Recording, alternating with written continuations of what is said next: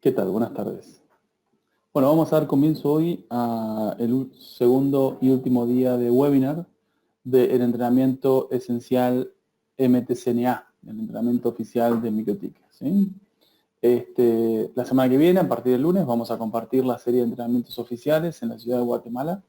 Así que vamos a seguir profundizando en los temas introductorios que nos van a permitir enfrentar mejor todo el conocimiento que vamos a tener que absorber durante los días lunes, martes para el esencial, miércoles y jueves para el avanzado de wireless. Ya tuvimos el primer webinar anteayer, el martes, donde vimos la parte inicial, los requisitos iniciales para el entrenamiento y para la certificación oficial, que incluyen darse de alta en las dos plataformas, en la plataforma de Optimix Networks y en la de mikrotik.com. Ahora vamos a seguir con lo que nos resta del apunte de estos webinar día 1 y webinar día 2. Para tomar punto de partida, entonces, recordamos, esta era la topología del aula, esta es la topología lógica de la red que vamos a construir juntos. Perdí audio, pero no sé si solo soy yo o está en mute la reunión.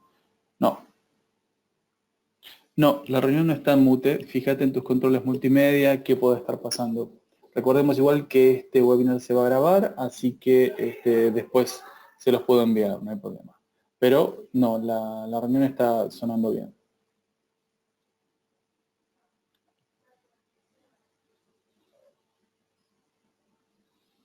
Excelente, gracias Jarlene.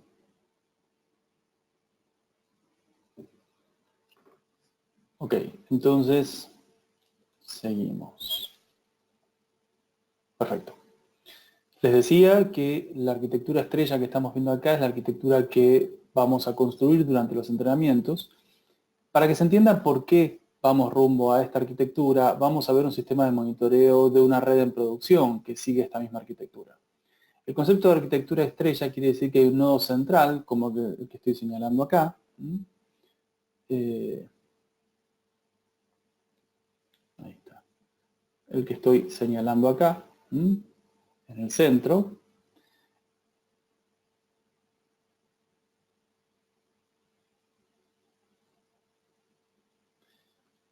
Entonces, de ese nodo se conectan los nodos satélites, acá siguiendo la nomenclatura de esta red. Vemos un nodo central Catalina, vemos un nodo satélite Palenque, un nodo satélite Blitz. Siempre la lógica de todas estas redes de gran escala implica que del nodo central vamos a vincularnos de forma física con distintas tecnologías. Puede ser una fibra óptica, puede ser un enlace punto a punto. Y del otro extremo vamos a tener lo que deben llamarse un router de servicio, que es un equipo que gobierna un segmento específico de IPs, desde el cual se le brinda servicio a un universo de usuarios en la zona de cobertura de ese router de servicio. Eso lo que plantea entonces es que todas las zonas de la red van a tener rangos de IPs distintos, rangos de IPs diferenciados, que nos permiten llegar a todos los extremos de la red sin operar en capa 2, sin operar en capa por broadcast, ¿sí? Eso es lo que vemos acá. Entonces vemos que cada router de servicio tiene dos lados. El lado LAN, que está reflejado con el segmento 192.168, y el lado WAN, que está reflejado con el segmento 10.220.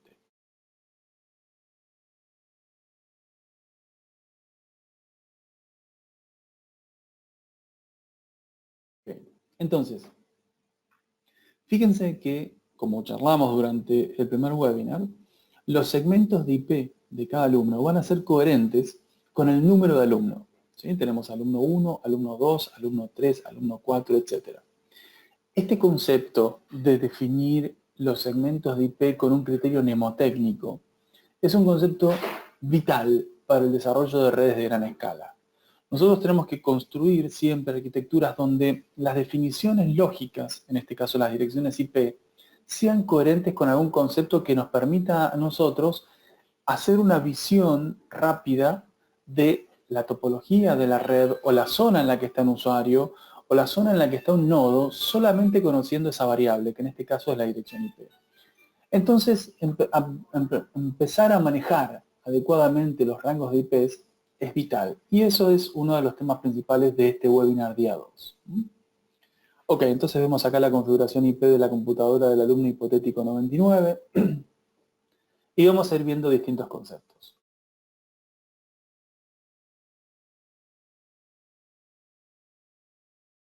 Entonces, durante los laboratorios Optimix es importante que todos los alumnos identifiquen sus routers y los configuren siguiendo el estándar del curso, que está asociado al número de alumno. Esto nos va a permitir desarrollar laboratorios ágiles.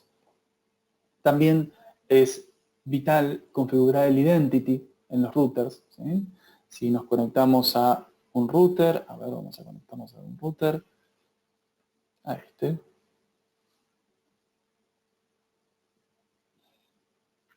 Menú System, submenú Identity, ahí tenemos el nombre que identifica esta router. En nuestro caso nosotros vamos a hacer, qué sé yo, por ejemplo, ¿sí? 99-Jorge Filipo. ¿Por qué? Porque yo soy el alumno 99. Identificar los routers en una arquitectura de mediana y gran escala es muy importante también para ordenarnos y para poder hacer una gestión lógica que nos permita entender qué dispositivo está levantado, qué dispositivo está dónde. ¿Sí? Entonces el identity también es importante. Acá les dejo algunos comandos útiles, principalmente para Windows, ipconfig para conocer la configuración IP de nuestra computadora, el ipconfig /release para liberar la IP si nuestra computadora está por DHCP, el ipconfig /renew para tomar una nueva IP, ARP-A nos permite conocer las MAC-address con las que se comunicó nuestra computadora, y el famoso ping a la 8.8.8.8 que todos conocemos. En este caso el ping a la 8.8.8.8 con tamaño de paquete 1500 no suele funcionar porque Google no contesta con tamaños grandes. A ver. Bueno, en este caso directamente no llega. Vamos a hacer un ping con paquetes más chicos. Ahí vemos que se envían 100 bytes, pero siempre se reciben 68, ¿sí? Porque Google evita contestar con paquetes grandes para evitar una denegación de servicio. Bueno, en todas las configuraciones que vayamos desarrollando vamos a hacer un resguardo de esta configuración con un comando que se llama export, ¿sí? El export es un comando muy valioso porque nos permite generar una extracción de la configuración en modo texto. Export file 99-Jorge Filipo. Voy a Files y acá vamos a ver cómo se genera el resguardo. Ahí apareció. Vemos cómo rápidamente generamos un resguardo de la configuración. Estos resguardos, recuerden, son de modo texto, por lo que si los extraemos y los editamos, por ejemplo con un WordPad, vamos a ver la configuración totalmente leíble, ¿sí? Y implementable en otro router. Vamos a charlar sobre este tipo de resguardo, pero para que ya lo tengamos en cuenta. Ok, y empezamos ya a los conceptos de redes.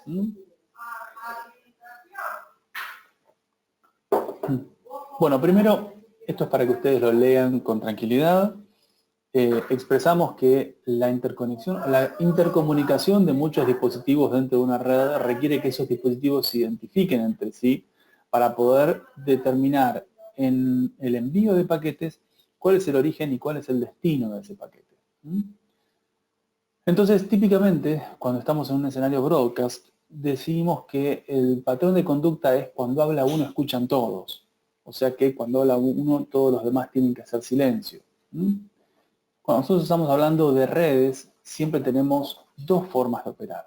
La operación, como acabamos de decir, cuando habla uno, escuchan todos, o la operación en la cual dos participantes tienen una comunicación tal que no interfieren con la comunicación de los demás participantes. Entonces, primero vamos a clarificar este concepto tan usado que es LAN y WAN. Cuando se habla de LAN y WAN, se habla de dos redes, se habla de dos segmentos, ¿sí? Dos rangos de IPs distintos, que se comunican a través de un router. Cuando hablemos de LAN y de WAN, quiere decir que estamos en un escenario en capa 3. ¿Sí? Estamos hablando de dos segmentos distintos, eso es capa 3. Cuando se habla de un router, se habla de un dispositivo que comunica dos segmentos de red distintos. Entonces, durante los laboratorios, nosotros vamos a configurar nuestro MikroTik como un router, ¿sí? Y por ende, Un puerto, que va a ser el Ethernet 3, va a gobernar la red LAN, la red que se conecta a nuestra computadora, y la placa inalámbrica es la que se va a conectar al router de borde del aula. Podríamos haber usado sencillamente dos puertos Ethernet, ¿sí? Un puerto de Ethernet para la WAN y un puerto de Ethernet para la LAN. Pero para evitar los cables, la conexión WAN la definimos inalámbrica. Recuerden, este es un concepto físico que es independiente de la lógica que nosotros le demos a la red. Cada segmento de red entonces opera por broadcast, o sea que la LAN dentro de este universo de dispositivos de los clientes van a operar por broadcast. La WAN dentro del universo de dispositivos que están conectados a través de la red inalámbrica van a operar por broadcast. Pero cuando alguien de la LAN quiera comunicarse con alguien de la WAN, la comunicación no va a ser por broadcast. Ahí es donde decimos que la comunicación es en capa 3, que la comunicación es IP, ¿sí? No por MAC. ¿Estamos? Punto 4. Cuando múltiples redes se comunican a través de un router, en el momento en el que un cliente de una red habla, solo los clientes de su mismo segmento deben guardar silencio. Así, la necesidad de guardar silencio cuando un cliente habla no se extiende a todas las redes comunicadas por el router, haciendo la convivencia más eficiente. Cuando un cliente de un segmento se le solicita al router comunicarse con un cliente de otro segmento, se dice que la comunicación es única o en capa 3. Ok, vamos a ver un poco rápidamente las distintas topologías que se ven habitualmente en la actualidad. La topología de bus, donde tenemos que cada interlocutor es un punto de paso. Entonces tenemos que todos esos puntos dentro del bus es un nexo a siguientes zonas de la red. La topología estrella, que es más o menos cómo vamos a operar durante el entrenamiento. El router de borde es el equipo central y los routers de servicio son los equipos satélites.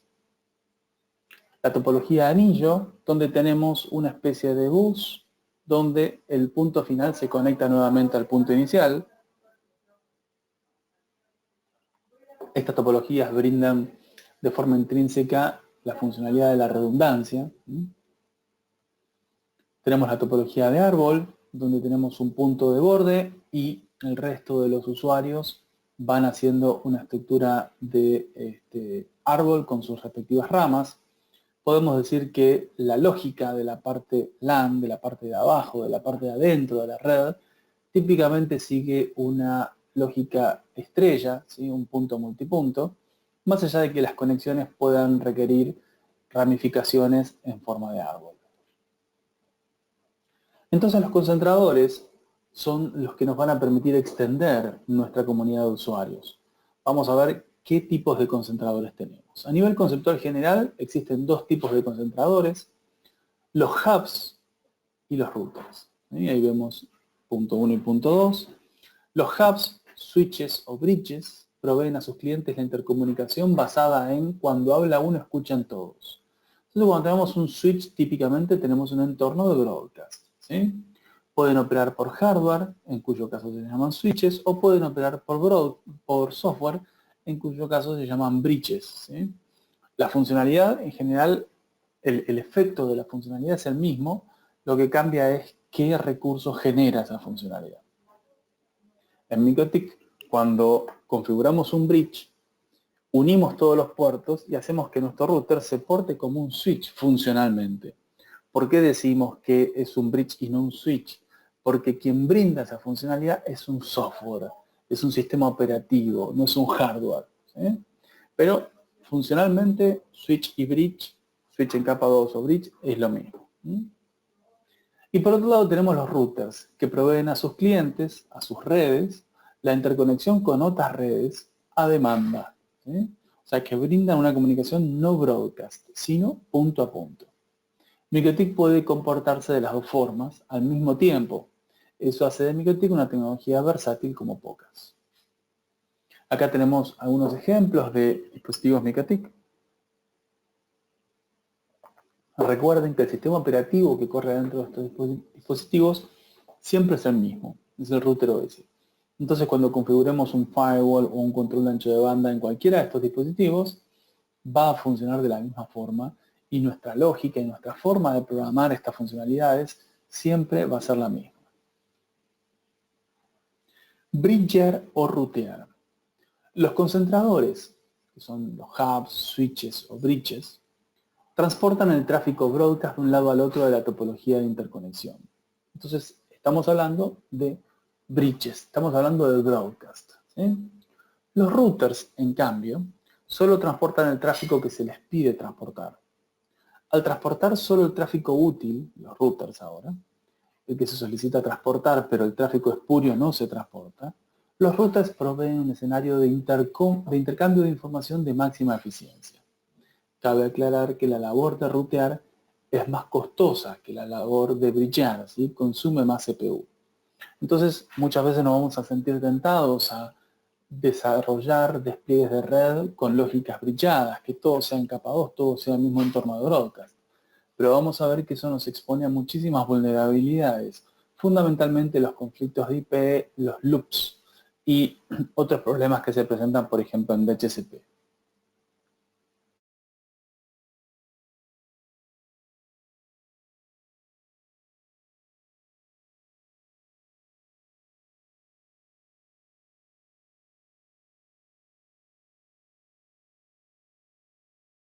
Seguimos.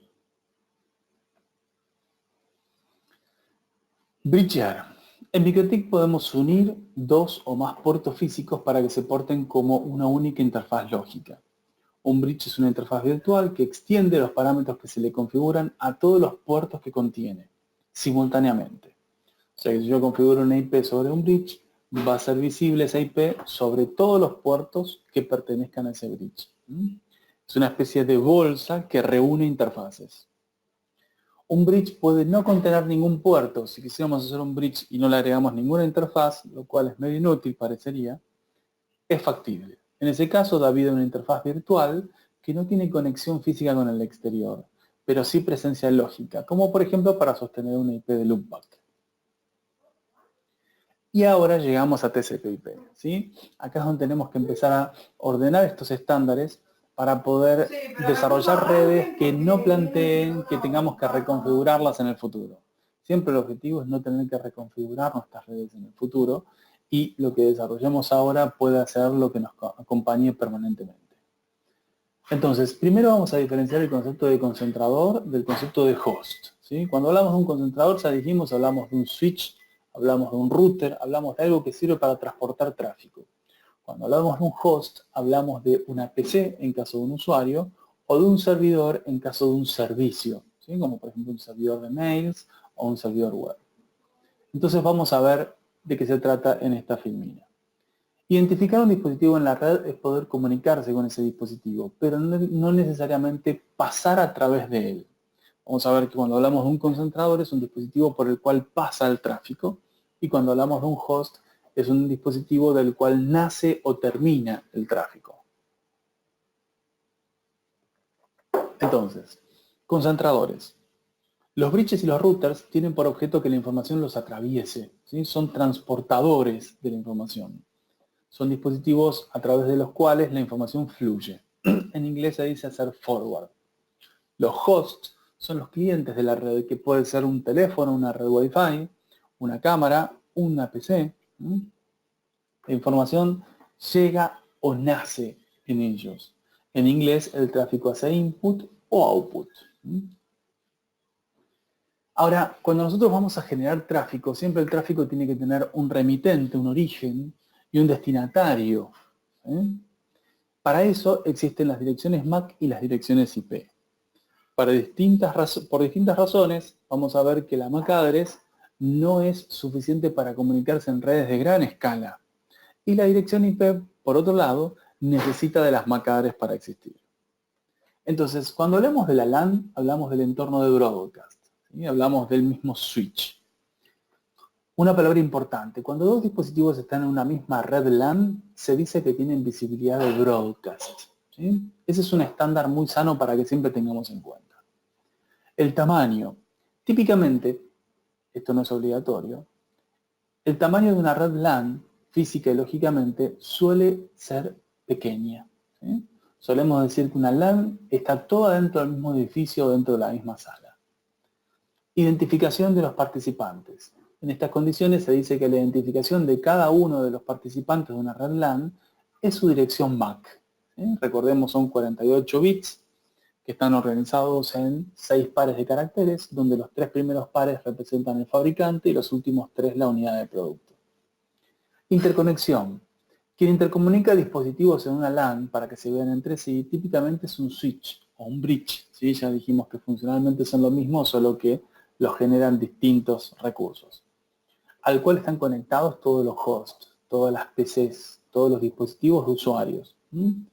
O incluso otros switches o bridges que tienen a su vez conectados más dispositivos. Entonces ahí es donde damos vida al concepto de una red en árbol, ¿sí? Porque se va ramificando.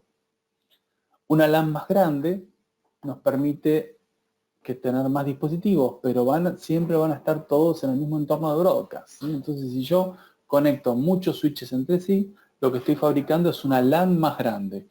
No estoy comunicando múltiples redes, sino que estoy haciendo que una red sea más grande. Ese es un concepto que quiero que mantengan en general. Tenemos que diferenciar el concepto de que una red se haga más grande al concepto de comunicar muchas redes entre sí.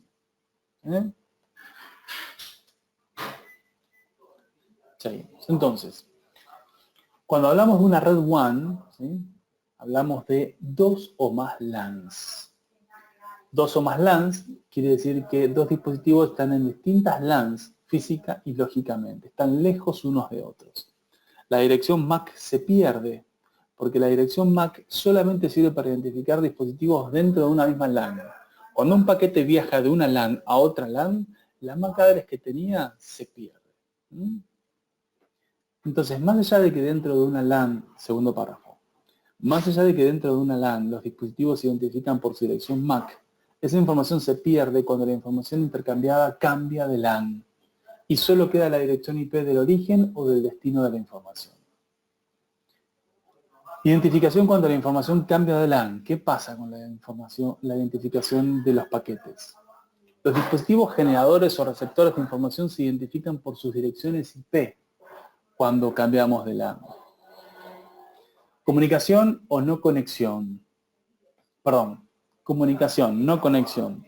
Este es un concepto que también me resulta muy útil para que ustedes vayan ordenando su visión de los conceptos. Vamos a diferenciar la palabra comunicar de la palabra conectar. ¿Sí? Siempre la analogía es, yo tengo 2 computadoras conectadas por un cable cruzado. Una computadora tiene la 192.168.0.7 y la otra computadora tiene la 192.168.5.7. ¿Sí? La 0.7 de un lado y la 5.7 del otro. Están conectadas por un cable cruzado. ¿Se pueden comunicar? No.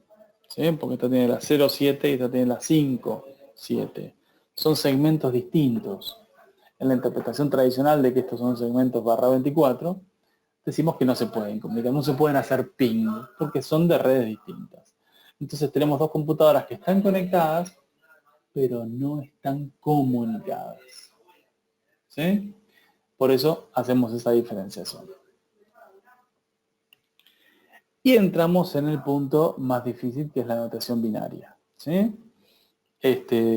Todo esto fue muy rápido, así que lo que les voy a proponer es que hagamos un break de 1 minuto. Vamos a hacer un break de 1 minuto, así se puedan levantar, servirse un vasito de agua o un café y seguimos.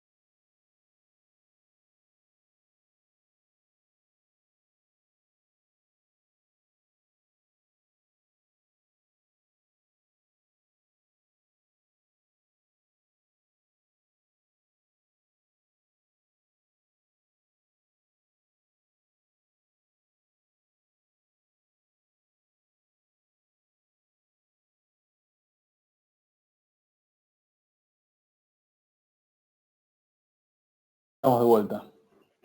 Nos podemos servir nuestro vaso de agua. Perfecto. ¿Están todos listos? ¿Me regalan un pulgar en el WhatsApp?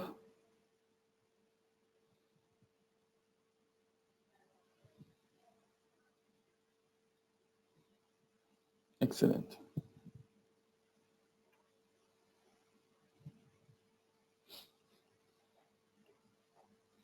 Seguimos entonces. Notación binaria.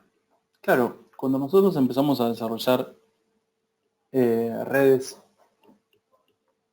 en capa 3, ¿sí? Redes IP, redes segmentadas, redes ruteadas, empezamos a crecer en rangos de IPs.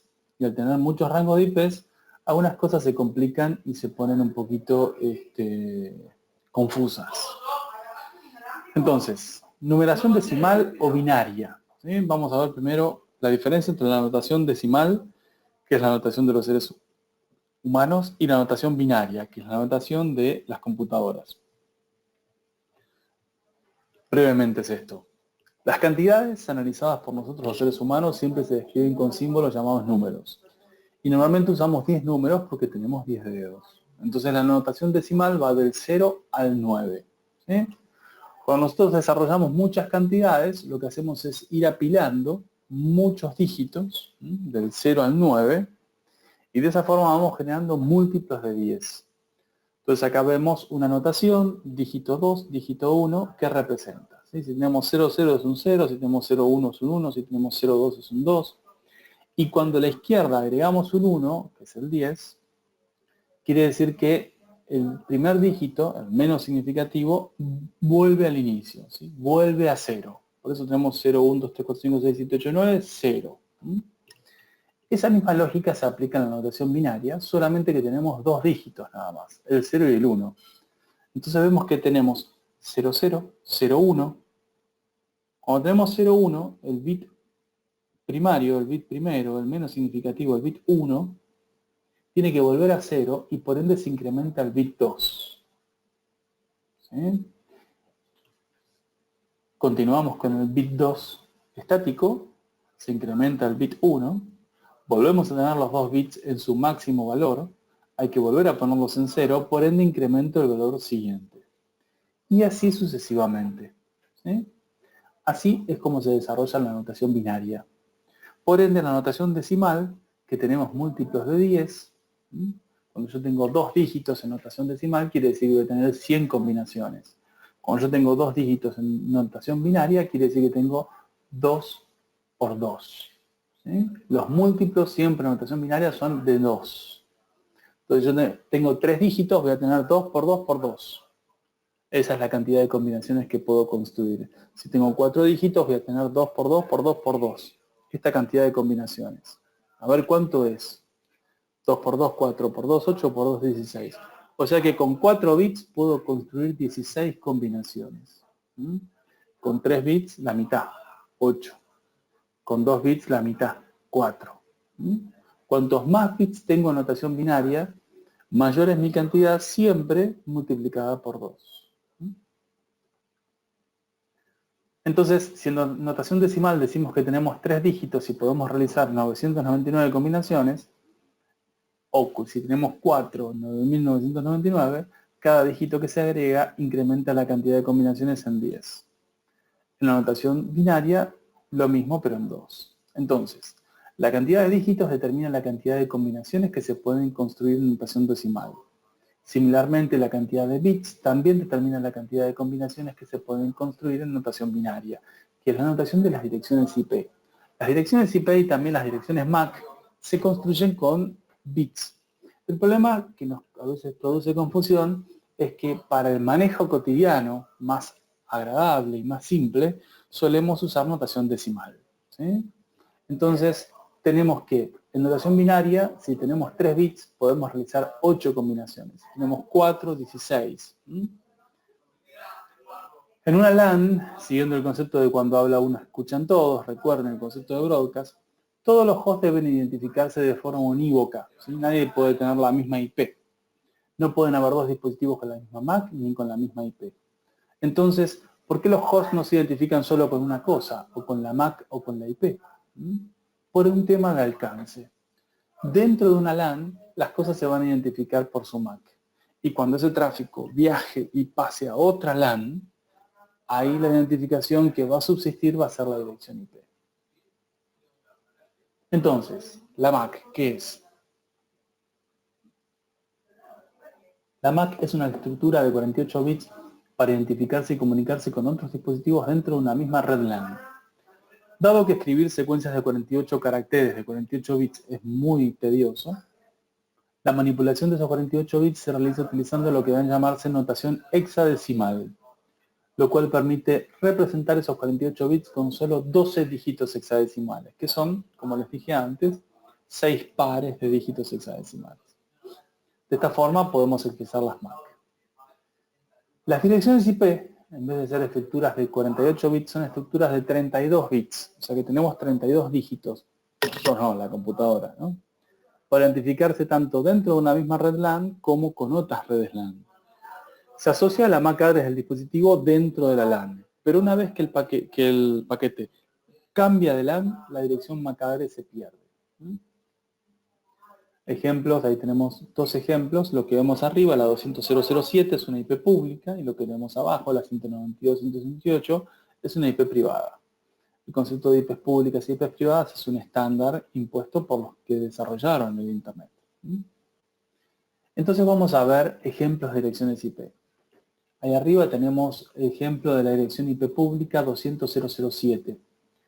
Recuerden que esta estructura que estamos viendo acá en decimal en realidad es una simplificación humanizada de una notación binaria. O sea que la computadora va a representar ese 200.0.0.7 como muchos ceros y unos, pero nosotros lo leemos de esta forma porque es más fácil. El primer número, el 200, está representado dentro de la computadora por 8 bits. El segundo número, el 0, también está representado por 8 bits.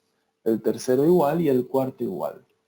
La máscara también son estructuras de bits, también de 32. Y el default gateway, recuerden, es la IP con la cual este dispositivo se va a comunicar cuando quiera comunicarse con otras redes. Abajo tenemos el ejemplo de la configuración de una IP privada. De nuevo tenemos 8 bits, 8 bits, 8 bits y 8 bits. Acá la máscara se las expresé en bits explícitamente, fíjense, ¿sí? El 255 se expresa como 8 veces el número 1 y el 0 como 8 veces el número 0. Y tenemos el default gateway. Entonces la máscara, en su versión binaria, denota cuáles bits de la dirección IP, en caso de cambiar, indicarán que el interlocutor es interno o no. El concepto de interno quiere decir que el interlocutor está dentro de mi misma LAN. ¿Sí? Si me quiero comunicar con un dispositivo que está en otra LAN, quiere decir que alguno de los bits que en la máscara tienen su correspondiente en 1, ha cambiado. Si todos los bits que en su correspondiente de máscara están en 1 no cambiaron, quiere decir que el destino está dentro de mi mismo entorno de broadcast, dentro de mi misma LAN. Recuerden que estos conceptos van a ir solidificándose cuando hagamos los laboratorios. Pero lo bueno es que son conceptos que ya se les están presentando ahora para que el lunes y el martes, cuando empecemos los laboratorios, no sea algo nuevo. ¿Sí? Por supuesto que va a ser algo relativamente complejo, pero ya lo vieron una vez, hoy. Ok. Dirección IP, máscara y gateway. Da vida a un host. La configuración de una IP privada en decimales de un host dentro de una red 10.0.0.0 puede ser la que se ejemplifica ahí, la 10.0.0.9. Fíjense este concepto. La 10.0.0.9 es una IP dentro de la red 10.0.0. Cuando nosotros decimos 10.0.0 en un /24, decimos que es un conjunto de IPs, dentro de las cuales está la 10.0.0.9. Ese concepto conjunto está definido por la máscara, el /24.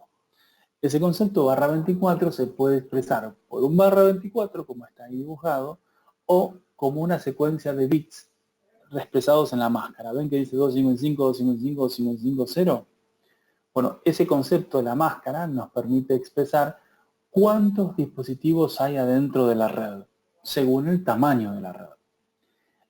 Sin duda que la notación binaria y la definición de redes es un tema complejo, y sin duda que estamos yendo muy rápido. Entonces yo lo que les aclaro es, esto no se va a entender con esta charla y nada más. esto se está presentando quizás para muchos de ustedes. Mi sugerencia es que durante estos días, antes del entrenamiento, visiten YouTube y vean otras explicaciones del concepto de redes, del concepto de direcciones IP, del concepto de notación binaria, para que de a poquito puedan ir absorbiéndolo con más profundidad. Entonces, IP en Windows y MikroTik. Vamos a configurar una IP en Windows que no pertenezca a la misma red que el default gateway. Observar qué ocurre. Entonces, si nosotros intentamos en Windows configurar una IP en un segmento distinto que en el centro de redes y recursos compartidos, cambiar configuración del adaptador, acá. Y vamos a la placa de red y le definimos una IP en un segmento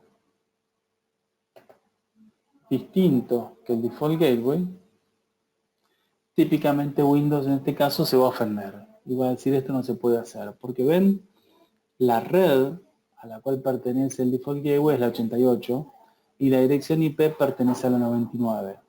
Este es un concepto inválido en la definición de una configuración IP en un host, en un equipo cliente. ¿Sí? Un cliente indefectiblemente tiene que tener una IP del mismo segmento que su default gateway. No puede tener una IP de un segmento distinto. Si yo me quiero comunicar, si yo, dispositivo, me quiero comunicar con otro dispositivo que está en otro segmento, que tiene otro rango de IPs, lo voy a hacer a través de mi default gateway. Mi default gateway, mi router, mi MikroTik, es el que me va a comunicar con otras redes, con otros segmentos. De forma nativa yo no puedo hacerlo. Tengo que hacerlo pidiéndole ayuda al MikroTik. Por ende, el MikroTik tiene que tener una IP en el mismo segmento que yo. El MikroTik tiene que tener una IP en el mismo segmento que yo. ¿Estamos? Seguimos.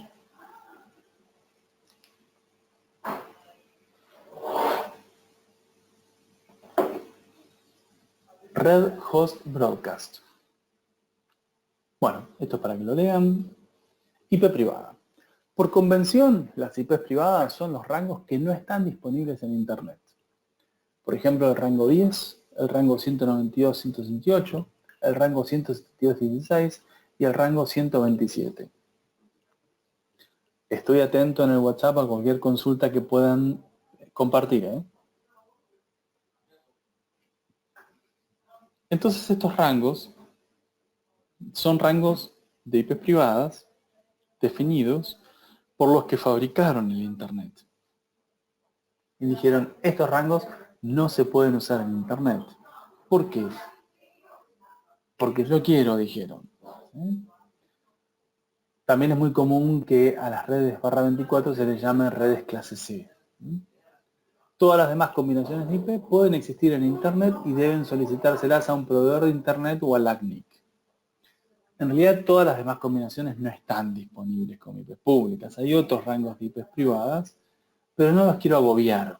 Entonces nosotros vamos a decir que estas son las IPs privadas. Si una IP tiene otras direcciones, es pública. Recuerden, si van a la Wikipedia van a ver que hay otros rangos de IPs privadas, pero no nos compliquemos tanto desde el principio. Así como nuestro DNI se asocia y nos identifica a través de la foto, esa es la forma en la cual yo contrasto que mi DNI pertenece a mi cara, ¿sí? Porque el documento tiene una foto. La dirección IP se asocia a un dispositivo a través de su dirección MAC. ¿Sí? La MAC address es la cara del dispositivo.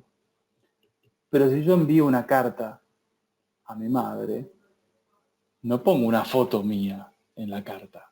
¿Sí? Pongo directamente la dirección mía y pongo mi nombre. Entonces, mi cara no viaja con la carta cuando yo le envío una carta a mi madre. De la misma forma, la MAC address no viaja en los paquetes IP cuando el paquete es ruteado a través de otros routers.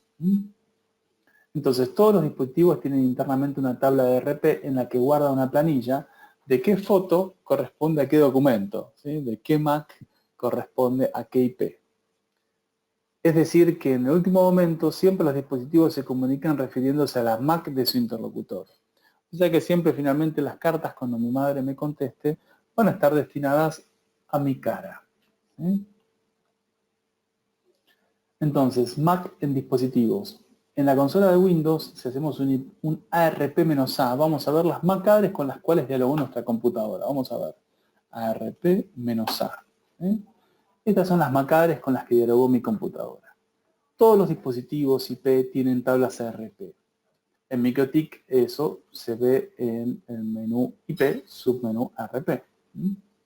Entonces yo voy acá, menú IP, submenú ARP. Y acá puedo ver las MAC addresses con las que estuvo dialogando este dispositivo. Es la tabla RP. Todos los dispositivos IP tienen tabla RP.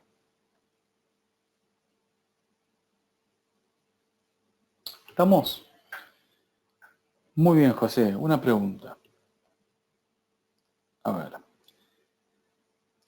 ¿Se puede colocar una limitante desde el MikroTik a una Mac? Supongo, José, que te referís a una limitante del ancho de banda. ¿Sí? En principio, no. ¿Por qué? Porque el control de ancho de banda por MAC address implica un control de ancho de banda en capa D. Perdón, vamos de nuevo. ¿Se puede definir una limitante a la MAC? Sí, se puede. ¿Sí? Tajante, se puede. Para eso lo que tenés que hacer es un mangle mediante una regla de firewall. ¿Sí? Y podés decir que todo lo que provenga o tenga como destino esa MAC address sea restringido por una cola de velocidad. Entonces eso es una combinación entre una regla de mangle y una queue. ¿Estamos? Pero para eso tenés que identificar qué IP tiene esa MAC. Entonces, en definitiva, lo que vos estás haciendo es un control ancho de banda de la IP que posee esa MAC. Entonces vos quizás ahí me digas, Jorge, me estás engañando. Entonces le estoy restringiendo el ancho de banda a la IP de la MAC, no a la MAC. Bueno, es verdad. Sí. Por eso es que al principio te dije que no, ¿sí? Porque no sabía. Pero, ¿cuál es la realidad? En el 99% de los casos, vos vas a hacerle el control ancho de banda a una IP. Una MAC address que no tiene una IP no sirve de mucho. Entonces, si vos conoces la IP de esa MAC, vas a poder tener el ancho de banda. Puede ocurrir que vos no sepas la IP de una MAC. Entonces, MikroTik te permite, dentro de su universo monstruoso de posibilidades, en el menú IP, maximizamos menú IP, su menú Firewall, pestaña Mangle, más, decís todo lo que source MAC address, y acá definís que todo lo que provenga de esa MAC address agregue la IP origen add source to address list, mi víctima. ¿Sí? Entonces, no importa qué IP tenga esa MAC address, la IP va a ser cargada en el address list mi víctima. Y así vos podés controlar el ancho de banda de la IP mi víctima. Entonces, no te tenés que preocupar por qué IP tiene en qué momento esa MAC address. Así, capturás la IP que tenga, sea cual sea.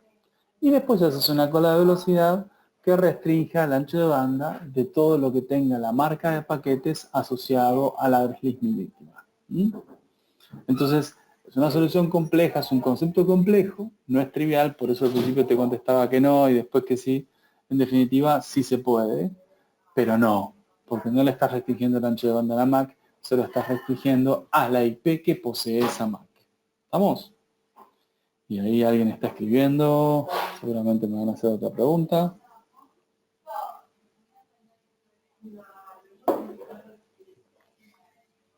Un segundito, que a ver cómo termina de escribir nuestro compañero.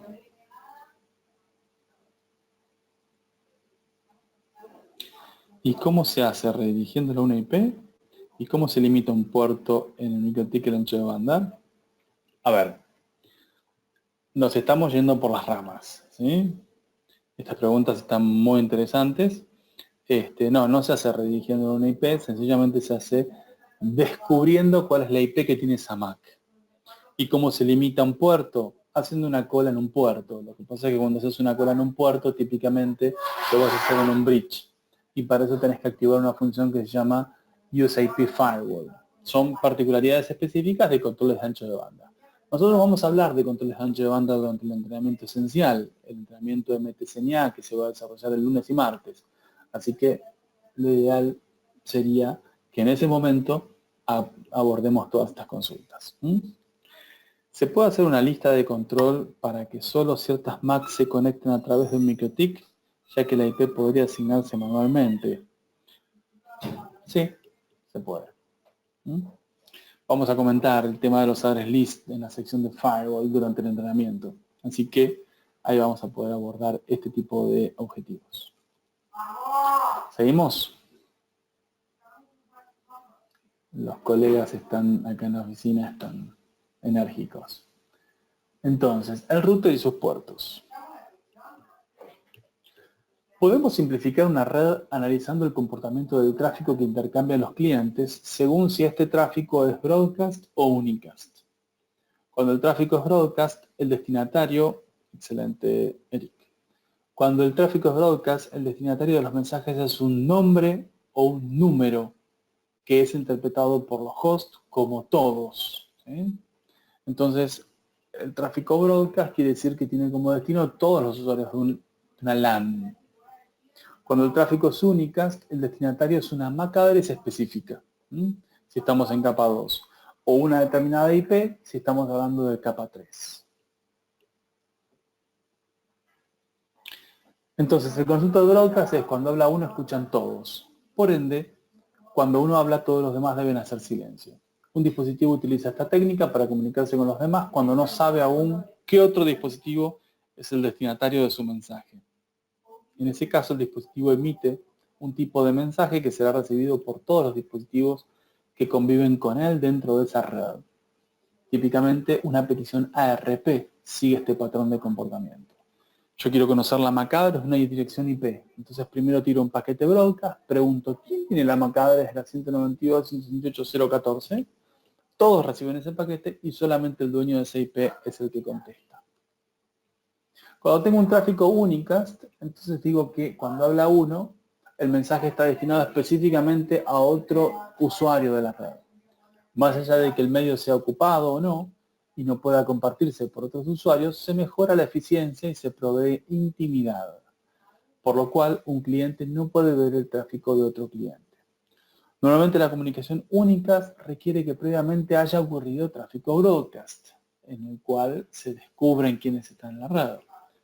Típicamente necesario para que cada dispositivo pueda saber con qué otro dispositivo convive en la red.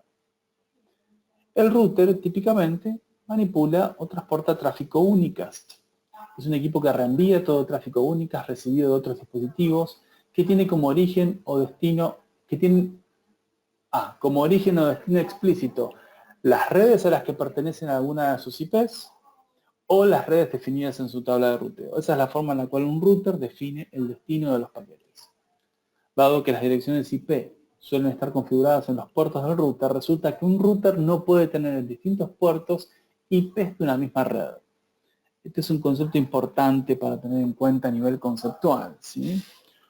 Un router no puede tener en distintos puertos, ¿sí? Este es mi router, ¿sí? Tiene 4 interfaces.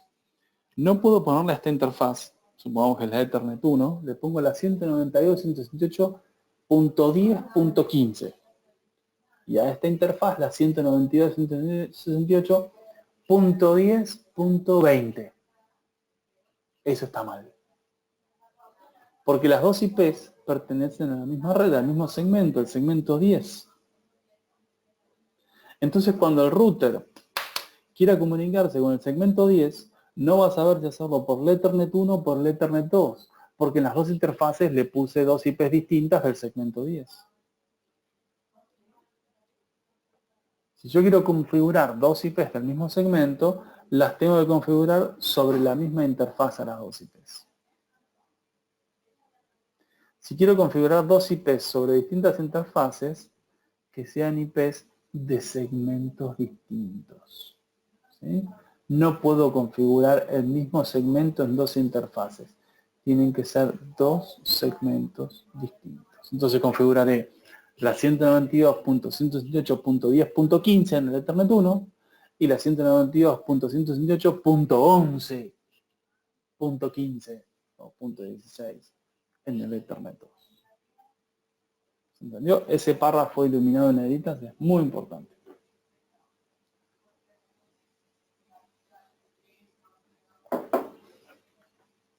Tercer párrafo.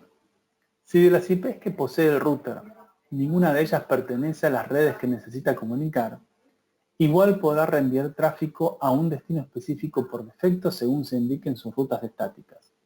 Ese destino es el famoso Default Gateway o puerta de enlace predeterminada. El router necesita tener configuradas IPs para funcionar y no tiene por función retransmitir tráfico broadcast. Si un dispositivo retransmite tráfico broadcast, es un bridge. Entonces, el router no retransmite de forma intrínseca el tráfico broadcast, solo viajará por la red tráfico útil. Cualquier protocolo de descubrimiento, broadcast, escaneo de intrusos en capa 2 o tormentas por loops es bloqueado en los puntos de ruteo. Esto es oro. ¿Okay? Ese último párrafo. Esto es lo que valoramos de una red en capa 3. Esto es lo que valoramos de una red segmentada. Por eso hacemos la topología de los laboratorios en Optimix como la hacemos. Porque queremos que aprendan a poner en marcha arquitecturas en capa 3. Pero desde el primer entrenamiento queremos que visualicen eso. La vida tiene que ser en capa 3. ¿Sí? Porque eso nos permite inmunizarnos frente a conflictos de IP, inmunizarnos frente a escaneos de intrusos en capa 2, a tormentas por loops, a un montón de cosas que producen que cuando falla la red y los directivos te preguntan ¿cuál es el problema? Vos no contestes, no sé. El objetivo fundamental es nunca contestar no sé. Y tampoco mentir. Entonces necesitamos poder entender la red, que cuando hay un problema, ese problema no afecte a otras zonas de la red. Si hay un problema, que esté acorralado ese problema, que esté acotado, que esté en una sola zona de la red y que yo pueda dar una respuesta de qué es lo que está pasando. Y por eso trabajamos en capa 3. Por eso los entrenamientos oficiales Optimix parten desde el primer minuto con arquitecturas ruteadas bidireccionalmente. Rutas estáticas. Para reenviar o forwardear tráfico rumbo a una red que no está directamente conectada a un router, que no tengo IPs de esa red, se puede especificar en ese router el camino específico, con una ruta. Las rutas estáticas son la definición manual de a qué IP pedirle ayuda para alcanzar un destino fuera de nuestro propio segmento. Los protocolos de ruteo dinámicos construyen las rutas sin necesitar la intervención exhaustiva del administrador.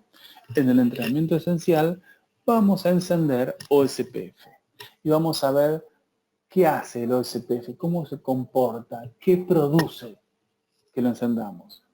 Obviamente, antes vamos a conocer qué cosas produce y las vamos a entender para que cuando el OSPF las produzca sepamos cuál es el resultado de eso, ¿no? Rutas estáticas. Un gateway es la IP dentro de nuestra propia LAN de un router al que le podremos enviar las peticiones destinadas a otras redes. Es la IP a la que pedirle auxilio. Tercer párrafo. El escenario tradicional de un router hogareño suele proponernos el segmento clásico, el segmento 0, como el único gateway que nos lleva a cualquier destino exterior. En escenarios de mayor escala, los entrenamientos oficiales, distintos destinos pueden accederse recurriendo a distintas IPs, si se quiere ser más eficiente. Entonces acá vemos una tabla de ruteo. Y por último, redes usuales.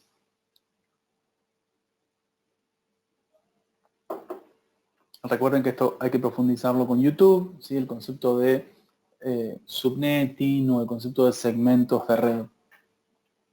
Cuando nosotros tenemos un segmento de red, un rango de IPs, decimos que esa red es un conjunto de IPs. Y ese conjunto de IPs va a estar circunscripto por el segmento que elijamos. Pero el tamaño de ese segmento va a estar definido por la máscara que elijamos. Una red 10.000/24 es una red más amplia que una 10.000/25. Porque una red 0.000/25 implica que tengo solamente 7 bits para producir combinaciones. Esto surge de hacer 32 menos el tamaño de la máscara, ¿sí? 32 menos 25 da 7. 32 menos 24 da 8. 32 menos 23 da 9. 32 menos 20 da 12. ¿Sí? Entonces, cuanto más chica es la máscara, cuanto más amplia es la red, un barra 16, por ejemplo, tiene más combinaciones que un barra 24. Acá vemos una típica red, un barra 30. Este es uno de los extremos del subneteo. Un barra 30 implica solamente 4 IPs. Recordemos que la primera es la de network, la última es la de broadcast, o sea que solamente se pueden usar las dos del medio. Un barra 30 típicamente se define para establecer enlaces punto a punto. Si yo utilizo un barra 29, voy a tener 8 combinaciones, el doble de 4, recuerden, agrego un bit más a mi máscara, era 32 menos 30, daba 2 bits, ahora 32 menos 29 da 3 bits, o sea que tengo 8 combinaciones. Puedo hacer una red de 8 IPs. Recuerden que la primera y la última no se pueden usar, así que en vez de ser 8 IPs van a ser 6.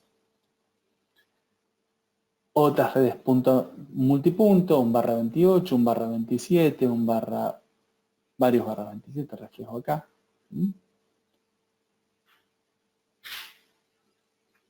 Aquí hay un error. 29, 28, 27. Encontré un error. Durante el entrenamiento, todo aquel que detecte un error en el apunte se va a ganar un conito con dulce de leche argentino. ¿Sí? Son unos dulces muy ricos que yo llevo desde Argentina para todo aquel que detecte un error en el apunte. ¿Sí? Si alguien hubiera detectado esto, que en vez de un 27 acá iba a 26, se hubiera ganado un conito. Y si otro hubiera detectado que acá en vez de 27 decía 25, se hubiera ganado otro conito. Y si acá alguien hubiera detectado que eran 24, se hubiera ganado otro conito. ¿Cuántos conitos me salvé de tener que entregar por estos errores? Es un honor entregar conitos siempre, así que todo aquel que detecte errores es muy bienvenido. Si durante este webinar o después más tarde detectan más errores que en mi dictado no detecto, el conito queda a crédito para cuando nos veamos el lunes.